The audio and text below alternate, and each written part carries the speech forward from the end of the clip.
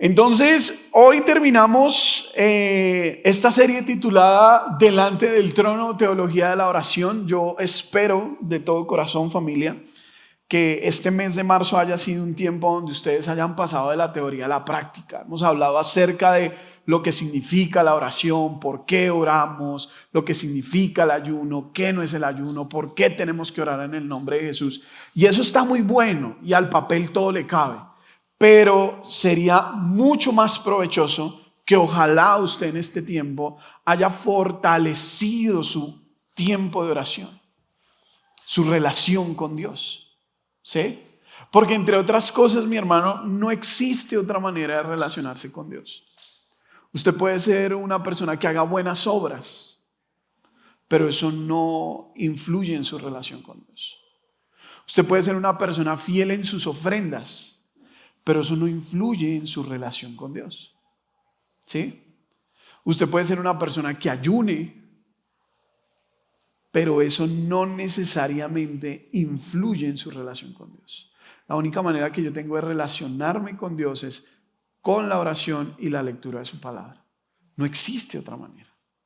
No porque yo me pare aquí a predicar o se pare el que se pare, quiere decir, ese sí tiene una relación con Dios. No. Mi relación con Dios la dictamina mi vida de oración. ¿Sí? Y ya hemos visto el modelo de oración y demás. Bueno, entonces, para terminar, vayamos a Hechos capítulo 4. Saque su Biblia, Hechos capítulo 4, versos 23 al 24. Voy a ponerle el título o voy a compartir con usted el título de este mensaje y es una pregunta. El título de este mensaje es ¿por qué orar si Dios es soberano? ¿Por qué orar si entre otras cosas Dios todo lo sabe? ¿Por qué orar si Dios es soberano? ¿Sí? Y en tiempos donde necesitamos cada día ser más eficientes y más eficaces con nuestro tiempo, porque entre otras cosas el tiempo es ¿qué? Dinero, eso es lo que nos han enseñado.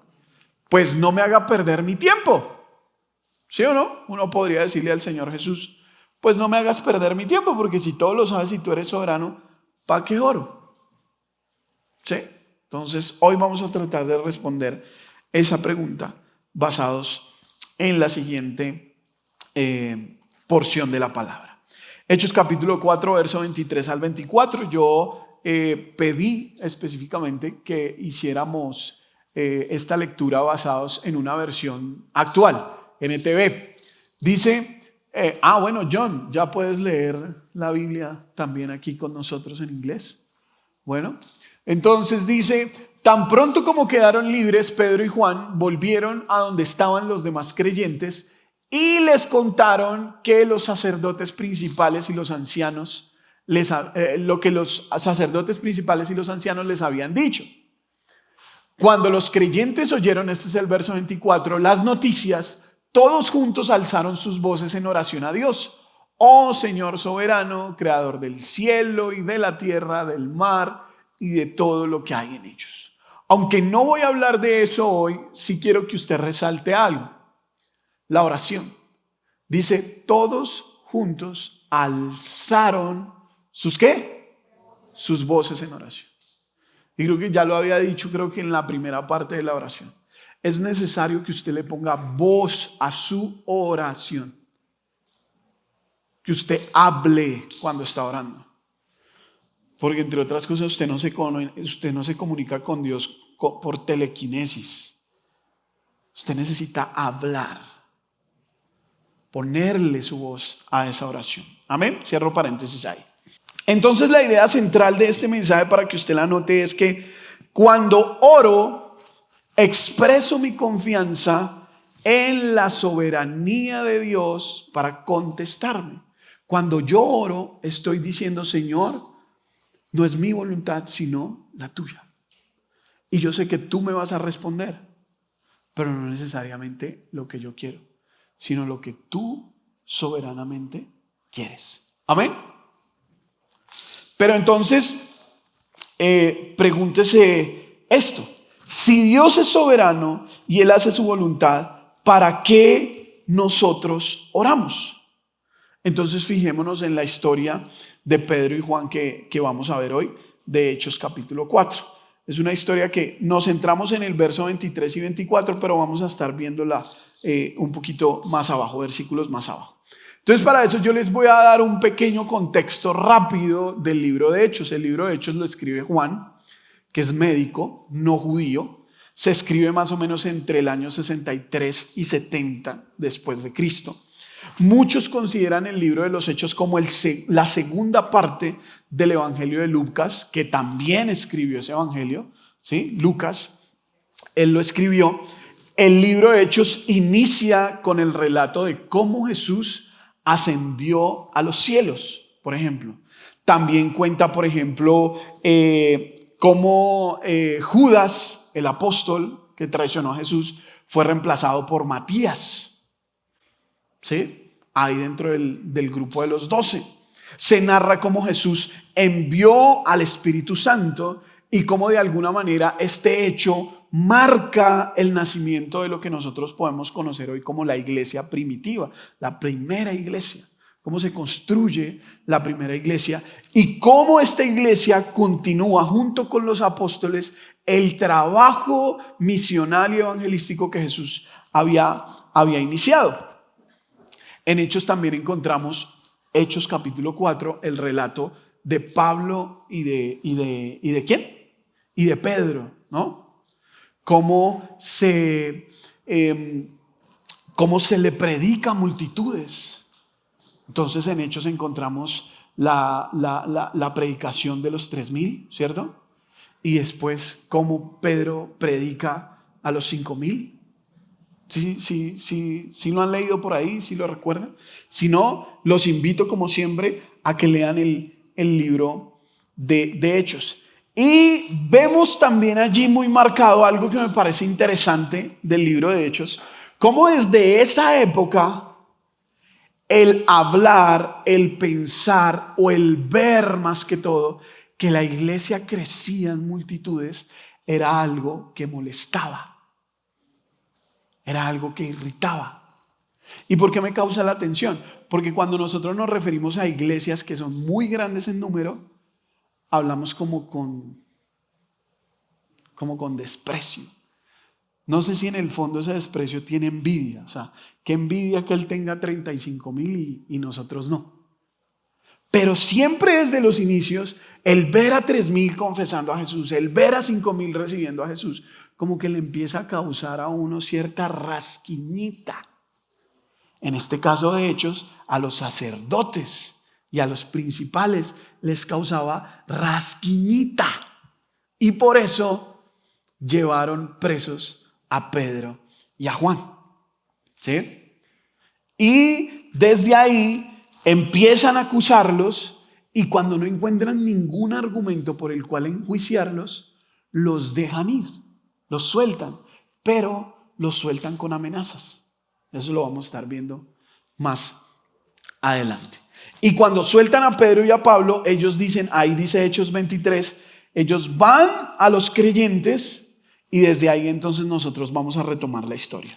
Entonces, para responder a la pregunta de nuestro mensaje de hoy, ¿por qué orar si Dios es soberano? Apunte esto como punto número 1. Dios es soberano al decretar el desenlace de todas las cosas. Dios es soberano al decretar el desenlace de todas las cosas. Recuerde, mi hermano, y si no, qué bueno que usted lo descubra hoy. Dios es el alfa y la omega. La traducción sería, Él es el principio y el ¿qué? Y el fin. ¿Sí? Él es el principio y el fin. Pero no solo es el creador de todo, sino que además es quien decreta el fin de todas las cosas y de todos nosotros, incluyendo el proceso y el desarrollo de cada uno de los momentos de nuestra vida, tanto de manera individual como de nuestra sociedad y de nuestras relaciones, porque entre otras cosas nosotros somos seres relacionales. Si usted quiere aprender un poquito de eso, lo invito a que se inscriba en nuestro curso de liderazgo transformador. Ahí vamos a estar hablando de eso, cómo Dios nos creó como seres con la capacidad de relacionarnos. Es una habilidad. Ese cuentico de que es que a mí me da pena, es que yo no soy bueno para hablar en público. No, Señor. Yo no creo que Dios le haya dicho a un tartamudo como Moisés, ve y libera a mi pueblo, para burlarse de él. Ay, mírelo como tataretea, mírelo todo gago. No. Él lo dijo, primero porque lo decretó, segundo porque era su soberana voluntad y tercero porque él sabía que él podía hacerlo. Entonces, ojo con esa idea que nos empezamos a vender nosotros mismos de que es que yo no puedo. No, usted sí puede. Porque todos tenemos esa habilidad. Entonces, volvamos a Hechos capítulo 4, verso 23 al 24. Recuerde que lo estamos leyendo en una versión actual. Dice, tan pronto como quedaron libres Pedro y Juan, volvieron a donde estaban los demás creyentes y le contaron lo que los sacerdotes principales y los ancianos le habían dicho. Ya vamos a ver más adelante qué fue lo que les dijeron. Cuando los creyentes oyeron la noticia, todos juntos alzaron sus voces en oración a Dios. Oh Señor soberano.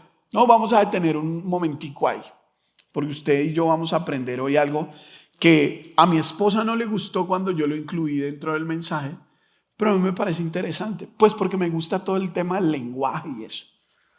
Algo que es necesario resaltar aquí entonces es la connotación de soberano Señor. En el idioma griego, soberano Señor es una expresión bíblica que se lee así, déspota. O sea, en la versión de la Biblia en griego dice, oh déspota. ¿Sí? ¿Está conmigo? Ahora, esa palabra en su original, que es español, para nosotros representa un significado positivo o negativo. Negativo. Porque alguien déspota es alguien que es mandón, que es orgulloso, que es autoritario. Pero, ojo con esto y mire lo lindo del lenguaje. La definición del griego para la palabra déspota es señor dueño de un pueblo. Señor dueño de un pueblo. ¿Sí? Ay, pastor, ¿es posible? Sí es posible. Si usted pregunta aquí en Colombia, ¿qué es cachucha? ¿Qué es cachucha? Es una gorra. Nunca pregunte en Argentina qué es cachucha. Nunca. Jamás se le vaya a ocurrir usar esa palabra en Argentina. ¿Sí? Porque esa palabra tiene otra descripción, sexual y negativa. Entonces sí se puede. Para unas culturas una palabra puede significar algo positivo, para otras culturas esa misma palabra puede significar algo opuestamente contrario, negativo. Entonces, según Hechos, Dios es el dueño de este pueblo. Ahora yo les pregunto, ¿de cuál pueblo? De los creyentes, del pueblo cristiano, del pueblo de Dios, ¿sí? De su nación santa, como dice 1 Pedro 2:9. Pero ustedes son linaje escogido, real sacerdocio, nación santa, pueblo adquirido por Dios para posesión de Dios, dice ahí la palabra de Dios en 1 de Pedro. Entonces, ¿cuál pueblo? Ese pueblo. Él es el dueño de este pueblo, de nosotros, su pueblo. Pero fijémonos qué había pasado antes de hacer y de que el pueblo cristiano, el pueblo de Dios, elevara esta oración juntos. Habían pasado momentos difíciles, en este caso específico Pedro y Juan. Habían pasado adversidades, tiempos de cautividad, habían estado presos, habían sido amenazados y amenazados de muerte. Y yo le pregunto esta mañana, ¿cómo se sentiría usted si usted hoy estuviera amenazado y amenazado de muerte? ¿Cómo se sentiría hoy usted después de estar preso, cautivo de su libertad durante mucho tiempo? No sé si a usted le pasa, a mí me pasa, por ejemplo, cuando yo escucho hablar ahora que están en campaña los candidatos a la presidencia, cuando escucho hablar ¿cómo es que se llama la candidata? Betancourt. Ingrid Betancourt. ¿Usted no siente que ella todavía tiene como mucho de esa cautividad? Que cuando ella habla se le siente mucho esa tristeza, ese dolor de ese tiempo perdido en cautiverio, de haber sido como secuestrada. Si usted compara videos de ella ahora a antes, era una mujer fuerte, valiente, se le veía un discurso como con mucha fuerza, con mucho auge. Ahora usted la ve una mujer muy parca, muy demasiado sobria. Y vuelvo y les digo, en su cara refleja una tristeza que creo yo es producto de todo ese tiempo de cautiverio. ¿Cómo estaríamos usted y yo después de pasar momentos difíciles, de adversidad, tiempos de cautividad, tiempos de amenazas? Como seguramente estamos muchos hoy aquí, porque tenemos crisis, tenemos dificultades, hay adversidades, hay enfermedades que nos llevan al decaer, hay dolores físicos, mentales y espirituales que cargamos y que cada día pesan más y que nos agobian. Sin embargo, tanto Pedro como Juan, como el pueblo creyente, por encima de la angustia, por encima de la dificultad, oraron como dice Hechos 24. Oh Señor soberano. En otras palabras estaban diciendo: Señor, a pesar de estos tiempos, Señor soberano, a pesar de estos momentos, a pesar de las dificultades, tú sigues al control de todo. Tú sigues siendo soberano. Dígale al que está a su lado: tu Dios y mi Dios es soberano. A pesar de todo, dígale. Y este texto de Hechos nos muestra varias cosas. La primera que nos muestra es la relación que deben tener los hijos con los padres. Y nosotros lo mencionábamos en esta serie en partes anteriores. Yo tengo que tener una buena relación con mi padre.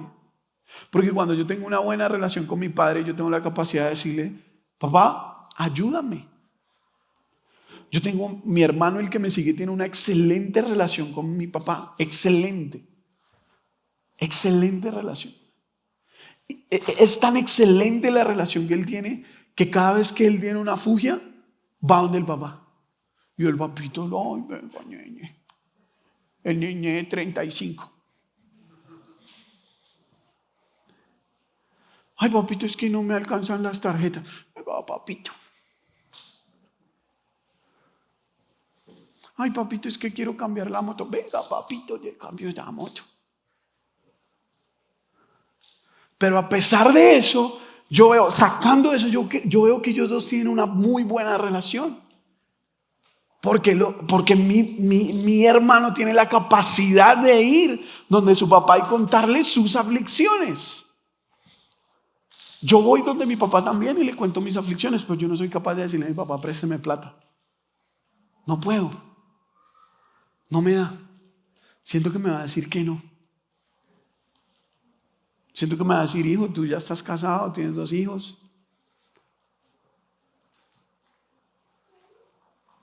Ya tú puedes hacerlo. Porque siento que no tengo una muy buena relación como si la tiene mi hermano. Pero vuelvo y le digo: no se quede con que la buena relación es porque le da. No, es porque es honesta, porque es abierta, porque es fuerte, porque mi hermano va y busca a mi papá. Yo iría a buscar a un amigo. Yo iría a buscar a mi suegro, por ejemplo, y le digo: suegro, estoy en la mala, ayúdeme. Hoy, papito, yo le ayudo. Sí, porque mi suegro me trata con mucho cariño también. Entonces, este texto nos muestra que la relación entre un padre y un hijo, entre un hijo y un padre, debe ser fuerte, debe ser honesta, debe ser abierta, debe ser respetuosa, debe ser honrosa, debe ser cercana.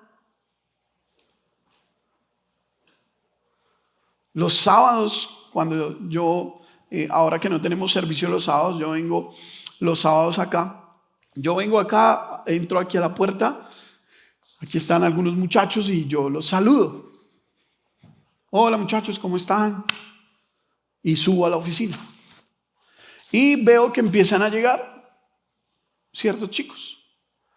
Hay unos que suben a la oficina. Ahora, esto aprovecho para decirles, la oficina es una oficina de puertas abiertas. Vaya, búsqueme. Si necesita, pastor, necesito hablar con usted. Ahí estoy yo para servirle. Pero hay unos muchachos que suben. Pastor, ¿cómo está? ¿Cómo están? ¿Cómo les ha ido? ¿Cómo va todo? Bien. Cuénteme en qué puedo servirle. No, pastor, vengo a saludarlo. ¿Y yo qué les digo? Oiga, me alegra.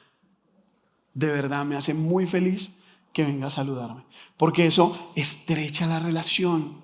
Hace que la relación sea honesta, abierta, fuerte, sincera. Hay otros que vienen, pasan, vuelven y salen, vuelven y pasan, vuelven y salen, vuelven y pasan, vuelven y salen. Y yo he mirado a ver si en alguna parte del edificio dice acceso solamente para personal autorizado. No. O yo a veces le pregunto a mi esposa, ¿tú le has dicho a algún joven que no suba? ¿O a alguna persona que no suba? No. Porque la relación entre un padre y un hijo debe ser abierta, debe ser honesta, debe ser respetuosa, honrosa, pero cercana. Como también lo es la relación que hay entre la oración y la soberanía de Dios. Porque la oración a la soberanía de Dios es lo mismo que el padre a un hijo o un hijo al padre. Es lo que me genera a mí la cercanía. Orar es lo que me genera a mí el respeto, la integridad hacia Dios. Ser abierto, ser claro, ser respetuoso de Dios. Pero decirle las cosas, cómo las estoy sintiendo, cómo las estoy viviendo, cómo las estoy interpretando. Entonces, familia, Dios es soberano sobre todo, incluyendo el tiempo. Por eso Él sabe desde el principio cómo va a ser el desenlace y además decreta tiempos. O sea, no solamente Él sabe el pasado, el presente, sino Él también tiene claro cuál va a ser nuestro futuro. Y sabe cuándo, cómo, dónde, por qué va a suceder lo que sea que vaya a suceder. ¿Dónde está eso? En Isaías capítulo 46, 9 y 10. Dice Isaías 46, 9 y 10. Dice el 9. Recuerden las cosas que hice en el pasado, pues solo yo soy Dios. Yo soy Dios y no hay otro como yo. Solo yo puedo predecir el ¿qué? El futuro antes de que suceda. Todos mis planes se cumplirán porque yo hago todo lo que ¿qué? Lo que deseo. Entonces, Dios no solo sabe lo que pasó, lo que está pasando, sino lo que ha de acontecer. Porque entre otras cosas Él lo declara y lo establece. Entonces, si Dios es soberano de decretar el desenlace de todas las cosas, si usted quiere saber por qué Él puede decretar el desenlace de todas las cosas, ponga esto como punto A. Porque Dios soberanamente creó todas las cosas. Dios creó todas las cosas. Y el creador tiene total libertad para hacer su voluntad sobre lo que ha creado. Es así de sencillo. Dios en este caso no tiene límites, no tiene barreras, no tiene condiciones, no hay objeciones, no hay dudas para hacer con su creación su voluntad. ¿Qué quiero decir con esto, mi hermano? Y espero que me esté prestando mucha atención. Que desde este punto de vista no sería necesario que alguien ore para pedirle cosas a Dios o para decirle qué hacer. porque Él es el creador de todo. Y si Él ya decretó cuál es el desenlace de tu vida y de la mía, ¿para qué? ¿Para qué pedirle cosas? ¿Para qué orar? Si Él no se equivoca, ¿para qué le pedimos? No vaya a ser que nosotros le pidamos y le pidamos, como dice su palabra, mal. ¿Está conmigo? Dios hizo todas las cosas, entonces, por tanto, Él está al control de todas las cosas. No se van a ir de aquí diciendo, ay Dios, el pastor dijo que no teníamos que orar, que eso para qué. Eso no. Yo les voy a decir por qué es que debemos orar. Pero les estoy enseñando también por qué no debemos orar. Yo no puedo orar para torcerle la voluntad a Dios. Porque entre otras cosas ni Jesús lo hizo. Jesús le dijo, pasa de mí esta copa, pero que no sea mi voluntad, sino la tuya. Porque entre otras cosas Jesús sabía que Él no podía cambiar la voluntad de su Padre. Amén. Entonces, volvamos a Hechos 4:24. Dice, cuando los creyentes oyeron las noticias, todos juntos alzaron sus voces en oración a Dios. Oh Señor soberano, creador, vea usted ahí, el creador de todas las cosas, creador del cielo y de la tierra, del mar y de todo lo que hay en ello. Entonces fijémonos cómo la soberanía de Dios está ligada a su rol de creador.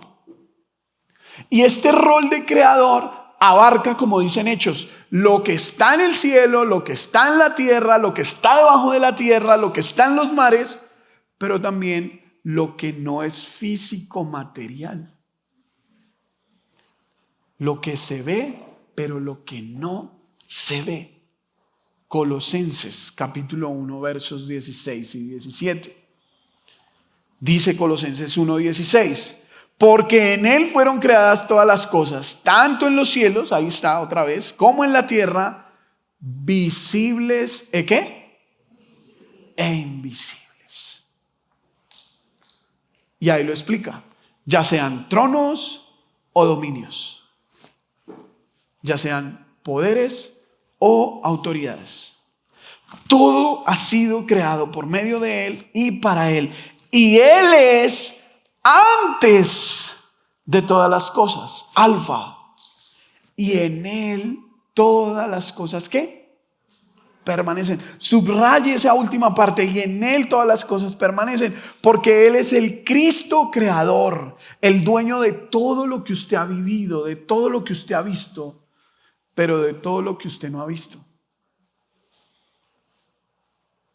También es dueño de eso. También es creador de eso. De lo que a usted le han contado, pero que usted no ha experimentado. Él es el creador de eso. De lo que sus ojos pueden ver, sus manos pueden tocar, sus oídos pueden escuchar, su lengua puede saborear, pero de lo que su lengua no puede saborear, también es creador. De lo que sus ojos no pueden ver, también es creador.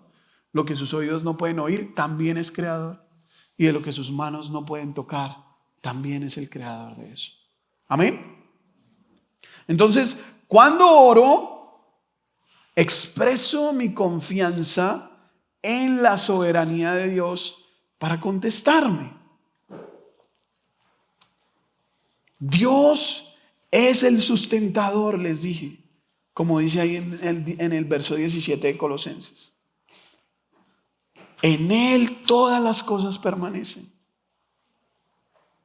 Entonces mire a su familiar, mire a su mamá, mire a su papá, a su esposo, a su novio, a su amiga, a su hermano en la fe, a su hijo. Mírenlo. En Dios es que su familia permanece. En Dios es que su hijo, su papá y su mamá han permanecido. No es porque su papá haga ejercicio. O porque ahorita después del examen de triglicéridos que salió alto, entonces empezó a bajarle a las calorías y a las grasas. Ay, no, por eso es que Él ahora se está cuidando. No, es porque en Dios permanecemos. Porque esa es su voluntad. Amén. Ahora el ejercicio es salud. Pero como yo no estoy enfermo, entonces yo no hago ejercicio. ¿Está bien? Para que van a decir, uy, pero el pastor predica, pero no aplica. No, es que yo no estoy enfermo. Entonces, afirmemos esta verdad de que en Él se sustentan todas las cosas. Vayamos a Hebreos 1, verso 3. Hebreos capítulo 1, verso 3. Dice, Él es el resplandor de su gloria, la expresión exacta de su naturaleza y sostiene todas las cosas por la palabra de su poder. Sostiene todas las cosas. Sostiene todas las cosas. Después dice ahí de llevar a cabo la purificación de los pecados, el Hijo se sentó a la diestra de la majestad en las alturas. Familia, entonces es muy importante entender al cierre de esta serie de la oración, ¿a quién es que oramos? Usted y yo oramos al Padre en el nombre de Jesús por el poder del Espíritu Santo. Es importante que de una vez y por todas ya dejemos de dudar y pensar que la oración es negociable o no es necesaria. Ni es negociable y claro que es necesaria. Es vital para nuestra vida. Usted y yo tenemos que orar todos los días, sin cesar, constantemente. Volver la oración nuestra manera de vivir. Hacerla parte de nuestra manera de vivir. Es muy importante que iniciemos una vida de oración constante, fuerte con Dios. Y es importante que entendamos que cuando oramos, entregamos nuestra voluntad a la soberanía de Dios. Rendimos nuestra voluntad a la voluntad ¿de quién? De Dios. Entonces, no estoy yo para orar como si estuviera llamando a un call center a quejarme. No estoy yo para orar como si estuviera llamando a la tienda del barrio a hacer la lista del mercado para que me la traiga. ¿Cierto? No estoy yo para orar como si estuviera abriendo una de las aplicaciones para pedir lo que me gusta, añadirlo al carrito, pagar contra entrega y que me lo traigan. Estoy para orar, para decirle al Señor, Señor, hágase tu voluntad. Que tus sueños, Señor, que los sueños que tú tienes, que el plan que tú tienes se conviertan en mis sueños, en mis planes de vida. Para eso estoy. Estoy para orar, para decirle al Señor, Señor, hágase tu voluntad. Y si Dios es soberano, creador de todas las cosas, ponga esto como punto B. Dios también es soberano, o Dios más bien soberanamente controla todas las cosas. Entonces, Dios las crea y ellos se juntan. No, Dios las crea y Dios las controla. ¿Sí? Dios crea las cosas y las controla. Entre otras cosas, esto quiere decir que ni usted, ni yo, ni nadie, ni nada puede sorprender a Dios. No hay nada que coja por sorpresa al Señor. No hay nada que diga, ay, me asustó. No. Ay, yo no sabía que Putin se iba a agarrar con Ucrania. Ay, no sabe. Ay, yo no sabía que Hugo Chávez y que este otro señor Maduro iban a ser presidentes de Venezuela. Ay, me sorprendieron, me cogieron fuera de base. Es que estaba tan concentrado en el conflicto del Medio Oriente que se vinieron las presidenciales y no me alcanzó el tiempo para atender lo otro. No es posible sorprender a Dios porque Él controla todas las cosas. Hechos capítulo 4 versos 25 al 28. Allí estaba el pueblo orando, acuérdense. Oh Señor soberano, creador de los cielos y creador de la tierra. Verso 25 dice: hace mucho tiempo tú hablaste por el Espíritu Santo mediante nuestro antepasado David, tu siervo, y dijiste: ¿por qué estaban tan enojadas las naciones? ¿Por qué perdieron el tiempo en planes inútiles? Los reyes de la tierra se prepararon para la batalla, los gobernantes se reunieron en contra del Señor y en contra de su Mesías. Verso 27. De hecho, eso ha ocurrido aquí en esta misma ciudad. O sea, esa ciudad había sufrido guerra, había sufrido violencia. Pues Herodes Antipas, el gobernador Poncio Pilato, los gentiles y el pueblo de Israel estaban unidos en contra de Jesús, tu santo siervo, a quien tú ungiste. Verso 28. Sin embargo, todo lo que hicieron ya estaba determinado de antemano. ¿De acuerdo con qué? O sea, ya estaba decretado que Poncio y que Antipas se levantaran en contra de Jesús, de que lo persiguieran. No había nacido y ya estaba decretada su muerte. ¿Y cómo sería?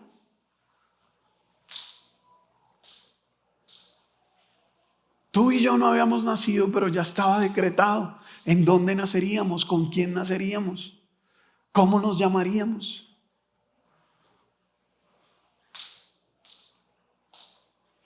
Porque Dios controla todas las cosas. Entonces yo les pregunto, ¿queda alguna duda de que Dios está al control de absolutamente todo? Ahora usted se estará preguntando: ¿y entonces por qué me pasa lo que me pasa? Uy, ese Dios tan mala gente, ¿cómo me hace pasar por cosas malas? Y yo adorándolo y trayéndole ofrenda.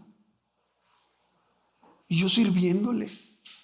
Y él haciéndome pasar por afugias, angustias, crisis, divorcios, peleas, contiendas, divisiones, enfermedades. Entonces, voy rápidamente a Juan 19:11 para terminar este punto y ir al final del mensaje. Juan 9:11, otra prueba más de que Dios controla todas las cosas.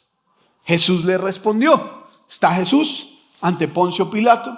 Poncio, el pueblo está allá: crucifíquenlo, crucifíquenlo, y nos vamos de paseo. No, mentira. Crucifíquenlo, crucifíquenlo. Están allá. Y entonces Jesús, a unas preguntas que le hace Poncio Pilato, Jesús le responde: ninguna autoridad tendría sobre mí si no se te hubiera dado de arriba. Ninguna autoridad tendría sobre mí si no se te hubiera dado desde arriba. O sea, Dios ya había decretado que Poncio Pilato era el que iba a decretar que a Jesús lo crucificara. Vea usted. Dios está bajo el total control de todo, sin importar el momento, la dificultad, hermanos, que estemos atravesando, que hayamos atravesado o que vayamos a atravesar. Recuerde, cuando usted esté pasando por una situación adversa, recuerde, ahí cuando usted esté diciendo: pero ¿por qué a mí? Acuérdese, Dios está al control de todo. Dios es soberano sobre todo. Si estoy pasando por una situación difícil es porque es la voluntad de Dios y porque de aquí yo voy a salir mejor, más fuerte, más dependiente de Dios, más confiado en Dios. Amén. ¿Está conmigo? Entonces, punto 2. Dios es soberano al decretar el desenlace, pero Dios también es soberano al decretar los medios para cumplir su voluntad. Claro, al estar al control de todo, Él decide cuándo, cómo, quién, a través de quién y por qué nosotros cumplimos o vivimos su voluntad. Los medios para cumplir su voluntad. O sea, Dios no solo crea todas las cosas, está al control de todo lo que pasó, lo que pasa y lo que aún no ha ocurrido, sino que también decreta y declara los medios, las formas por las cuales Él va a cumplir su voluntad. Entonces yo necesito explicarles muy rápidamente, a través de un ejercicio, eso de cómo Él da unos medios, esos medios para poder decretar la voluntad de Él. Entonces vamos a hacer un ejercicio pensando en 3 momentos que pueden encerrar básicamente toda la historia de la humanidad. 1, la creación de Dios. ¿Sí? 2, la caída del hombre, el pecado. Y 3, que es el que vamos a vivir, vamos a recordar las próximas semanas, la salvación. ¿Sí? Teniendo esos 3 ejemplos en su mente, que ustedes la mayoría, si no todos, los deben conocer, entonces vamos a hacer un ejercicio y yo a través de ese ejercicio les voy a compartir 3 aspectos de la voluntad de Dios. ¿Sí? Teniendo en cuenta eso, el primer aspecto de la voluntad de Dios es que la voluntad de Dios es una voluntad decretada. Él decreta. Muy parecido a cuando a su papá y su mamá le dice, no sale y punto. No hay discusión. O le dice, se acabó esta conversación. Esa es una voluntad decretada. Usted está castigado y no me sale. Y punto. Me pasó algo muy chistoso ayer en la clase de escuela, en la clase de bautismo, porque estaba hablándoles de que el bautismo no es un mandamiento, pero sí es una ordenanza. Entonces yo le ponía a los chicos el ejemplo, como cuando su mamá le manda a lavar los platos. Eso es una orden. ¿Eso es negociable? Y uno me dice, sí, eso es negociable. Yo le dije, no, eso es una orden, una voluntad decretada. Se lava la loza y se lava la loza. Y el que la lava es usted.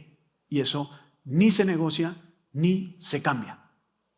¿Sí? Voluntad decretada. ¿En dónde vemos nosotros esa voluntad decretada? En la creación, en la caída del hombre o en el plan de salvación. Entonces vamos a verlo acá. Dios decreta crear al hombre, al ser humano, y darle la libertad de decidir si quiere amar o no a Dios, si quiere obedecer o no a Dios. Ese es el ejemplo de la voluntad decretada de parte de Dios, que aún después de crearnos, Él dijo, mire, usted tiene libertad y punto. Eso no se negocia. Usted tiene la libertad de seguirme o no, de amarme o no, de obedecerme o no. Igual yo lo voy a amar, dice el Señor. ¿Sí? Obviamente, seguirlo tiene unas consecuencias, no seguirlo tiene unas consecuencias, obedecerlo tiene unas consecuencias, no obedecerlo tiene unas consecuencias. Ya lo vamos a ver. ¿Sí? Quiero decir, Él sabía, entre otras cosas, que nosotros íbamos a pecar, que nosotros íbamos a fallar, porque Él todo lo sabe. Pero también dentro de su voluntad decretada, Él dijo, después de que me fallen, porque seguramente me van a fallar, yo les voy a dar el chance de que se arrepientan. Y eso es una voluntad decretada. ¿Hay alguien que no pueda ser perdonado por Dios? ¿Hay alguien que no pueda ser perdonado por Dios? ¿Hay alguien que después de arrepentirse de sus pecados, genuinamente Dios le va a decir, qué pena, pero no te puedo perdonar? Eso es una voluntad decretada. Primer aspecto de la voluntad de Dios. Segunda voluntad o segundo aspecto, más bien, porque la voluntad es la misma, pero el segundo aspecto de la voluntad de Dios, la voluntad permisiva. Ya Él decretó, ya Él dijo, esto va a ser así y punto. Entonces ahora Él le dice, sin embargo, yo los voy a dejar a ustedes que tomen decisiones. Ahí voy a ser permisivo. ¿Qué zapatos te quieres poner hoy? Póntelos. ¿Quieres dejar el pelo largo? Déjatelo. ¿Quieres estudiar arquitectura o diseño? Decide. ¿Quieres seguirme o no? Decide. Ahí está la voluntad permisiva de Dios. Ahí está. Nos permite tomar ciertas decisiones. Ahora, sabemos también que cuando nosotros empezamos a sentirnos como muy en confianza y empezamos a tomar ciertas decisiones que van por fuera de la voluntad de Dios, ¿para dónde vamos? Para el barranco. Sí, porque cuando empezamos a tomar decisiones bajo mi voluntad, las cosas ahí empiezan a ponerse bastante oscuras, bastante difíciles. Señor, ¿por qué permitiste que yo, siendo un adolescente de 15 años, quedara embarazada? No, pues que yo no la obligué a usted a tener relaciones sexuales. Esa fue su decisión. Voluntad permisiva. Dios no le dijo, es que tienes que tenerlo. Las puedes tener o no las puedes tener. Tenerlas tiene una consecuencia antes de tiempo. No tenerlas tiene otra consecuencia. ¿Está conmigo? Voluntad permisiva. Él nos permite tomar decisiones en la vida. Si las tomamos conforme a la voluntad de Dios, hay unos resultados. Si las tomamos por fuera de la voluntad de Dios, hay unos resultados. Y todos sabemos cuáles son esos. Y tercer aspecto de esa voluntad que decreta los medios, o más bien, esos medios que decreta Dios para cumplir su voluntad. La voluntad preceptiva, que es sobre los preceptos de Dios. Es lo que Dios desea de nosotros, de su creación, de la humanidad. Esta voluntad la encontramos por toda la palabra de Dios en sus escrituras, en los mandamientos, en todos y cada uno de los capítulos y versos de los 66 libros de la Biblia. Rey Salomón lo dijo. Después de decir todo esto, mi recomendación es que honren, guarden los mandamientos de Dios y lo glorifiquen. Hablando de esos medios, de lo que Dios escoge, de las herramientas que Él usa para llevar a cabo sus planes y cumplir con su soberanía, con su voluntad, ve aquí la voluntad preceptiva de Dios. 1 Corintios capítulo 1, versos 27 y 29. Dice, sino que Dios ha escogido lo necio del mundo para avergonzar a los sabios. Y Dios ha escogido lo débil del mundo para avergonzar a lo que es fuerte. También Dios ha escogido lo vil y despreciado del mundo, lo que no es, para anular lo que es, para que nadie se jacte delante de Dios. En su voluntad preceptiva, en sus preceptos, Él me escogió a mí como lo menospreciado y vil para cumplir su voluntad. ¿Se acuerdan que yo les conté una historia de un suegro que yo tuve? Que me dijo, usted me cae bien, pero la verdad, hermano, usted tiene pinta de que no va a servir a nada. Usted no va a servir para nada. Y yo después les conté, me lo encuentro por ahí y él ya sabe que tengo 3 carreras encima, tengo una hermosa esposa, 2 preciosos hijos. Y sí serví para algo, para lo que Dios quería que sirviera. Pero de lo menospreciado, de lo vil, Dios cumple su voluntad. Les cuento esta historia. Cuando me vengo a vivir a Bogotá, teníamos 2 familiares, 2 tíos viviendo en Bogotá para estudiar. Entonces, yo me gradué y al mismo tiempo se graduó una prima mía. Teníamos 2 familiares en Bogotá. Ella venía a estudiar medicina, yo venía a estudiar comunicación social. Entonces, ¿quién se queda con quién? No, yo me quedo con la niña, ustedes quédense con John. No, nosotros con John, no. Quédense ustedes con John y nosotros nos quedamos con Fallon. No, yo tengo niños en la casa. No, ustedes. Entonces, como que echando rifa para ver quién se queda con la lacrita de la casa, ¿sí? ¿Quién se queda con el vil y menospreciado? Y yo me di cuenta de eso.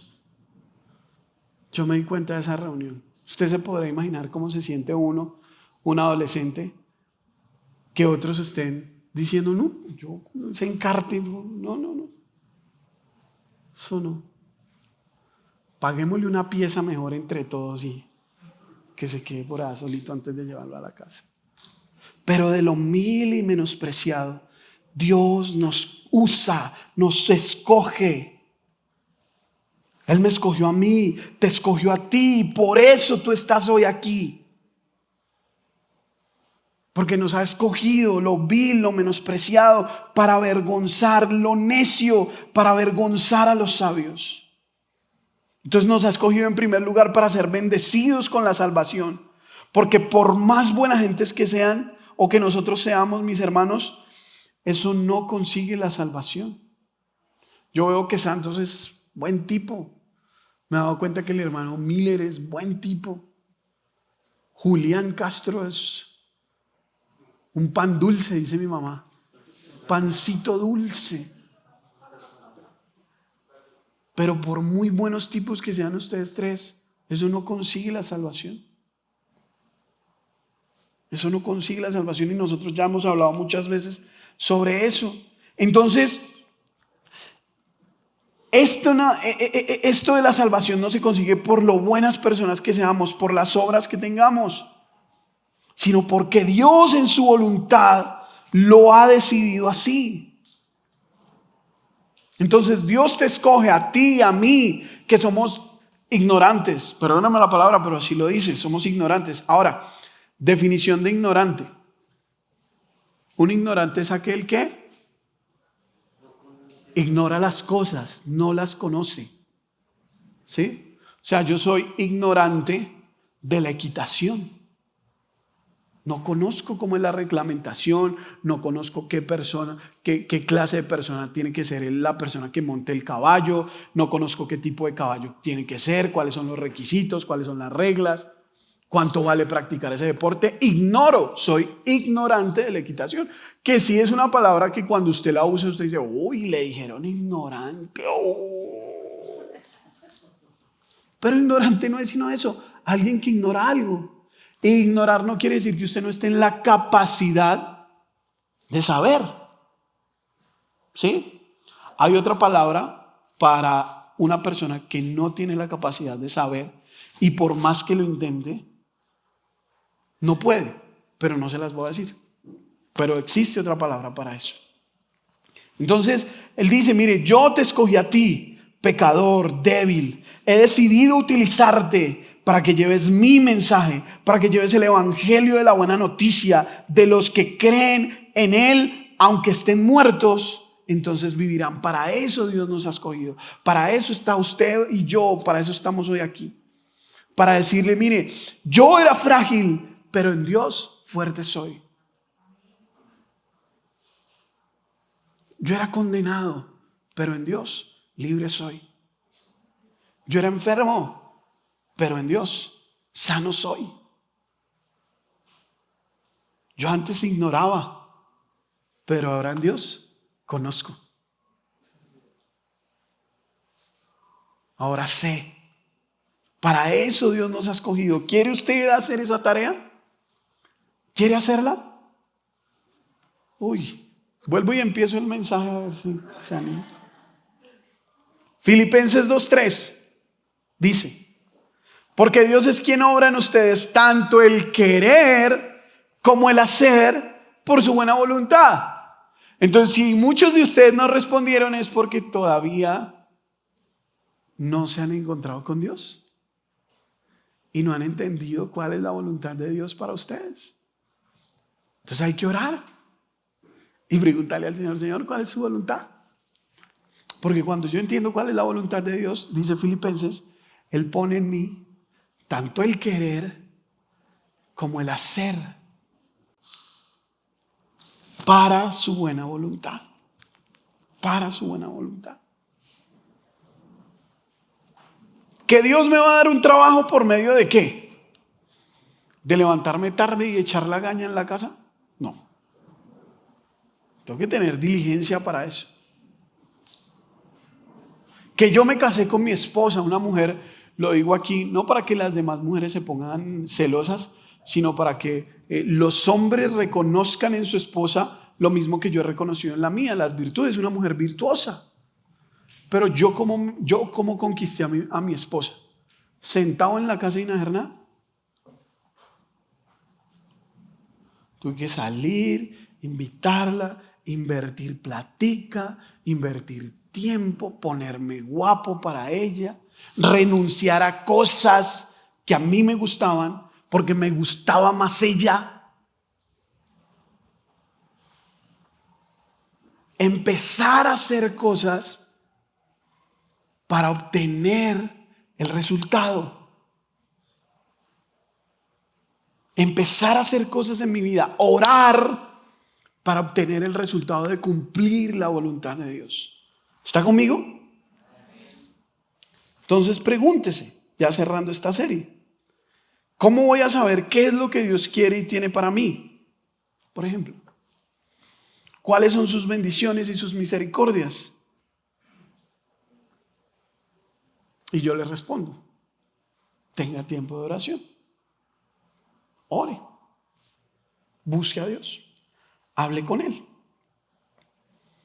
Isaías 45:7 dice, yo soy el que forma la luz y crea las tinieblas, el que causa bienestar, mire, Él es el que trae el bienestar, no nosotros, no nuestro trabajo.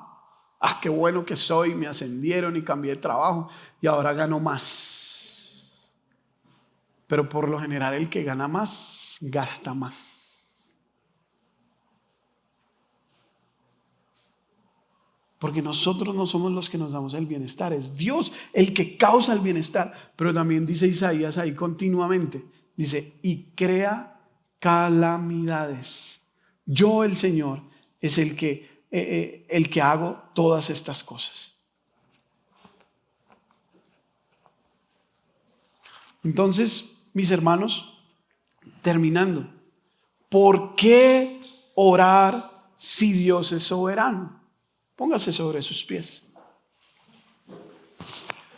¿Por qué orar si Dios es soberano? Y escuche esto que dice en Efesios capítulo 6, verso 18. Oren en el Espíritu en todo momento y en toda ocasión. Manténganse alerta. Dígale al que está a su lado, mantente alerta. No se quede dormido cuando el pastor predique, dígale. Sea persistente en sus oraciones por todos los creyentes en todas partes. Entonces, ¿por qué orar si Dios es soberano? Porque Dios nos ordena que debemos hacerlo. Porque es una ordenanza. Porque así Él cumple sus propósitos. Porque le place hablar con sus hijos. Así como a usted le place hablar con sus hijos. Dios desea que oremos, como dice ahí el libro de Efesios, no solamente por mí, sino ¿por quién? Por los creyentes de todas partes. Entonces yo lo voy a invitar esta mañana, que cerrando este tiempo, usted ore por los hermanos de Ucrania. Cierre sus ojos allí donde está y ore por ellos, porque Efesios dice, ore por todos los creyentes en todas partes. Ore allí, manténgase alerta, ore por los demás, ore por otros para que Dios haga su voluntad, no solamente en usted, sino también en esos otros. Ore.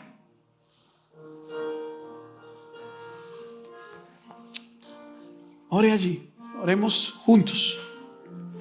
Padre bueno y Dios de la gloria, Señor, te damos gracias por este tiempo, gracias por tu amor, gracias por tu misericordia, Señor. Hoy nos unimos como un cuerpo, Señor, hoy nos unimos como una familia, hoy nos unimos como parte de tu pueblo, de tu nación, para decirte, oh Señor soberano, bendice la vida de nuestros hermanos en Ucrania.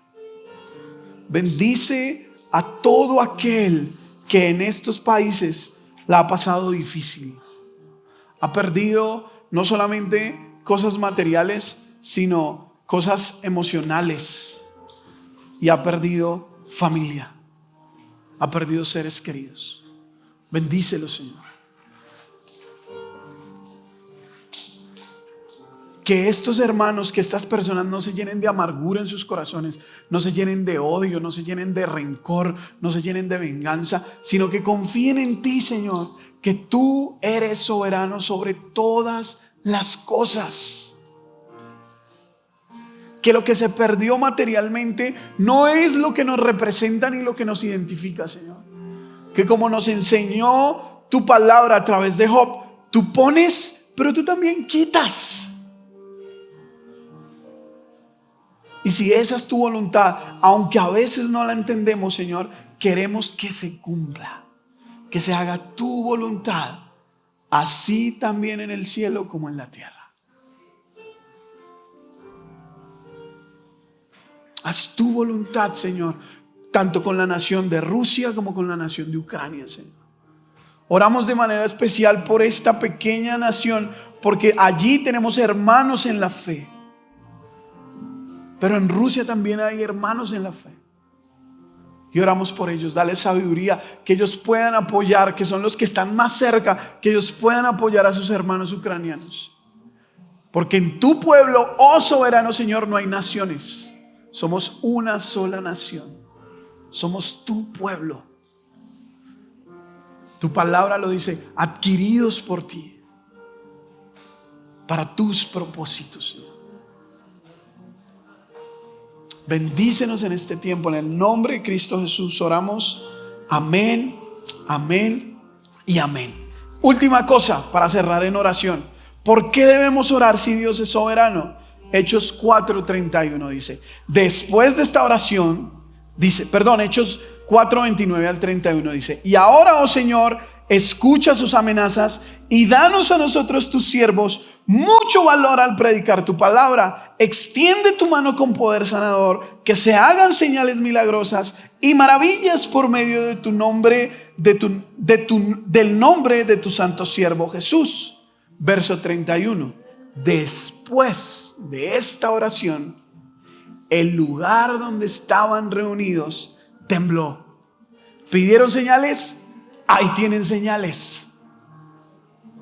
Y todos fueron llenos del Espíritu Santo. ¿Pidieron maravillas? Ahí tienen maravillas.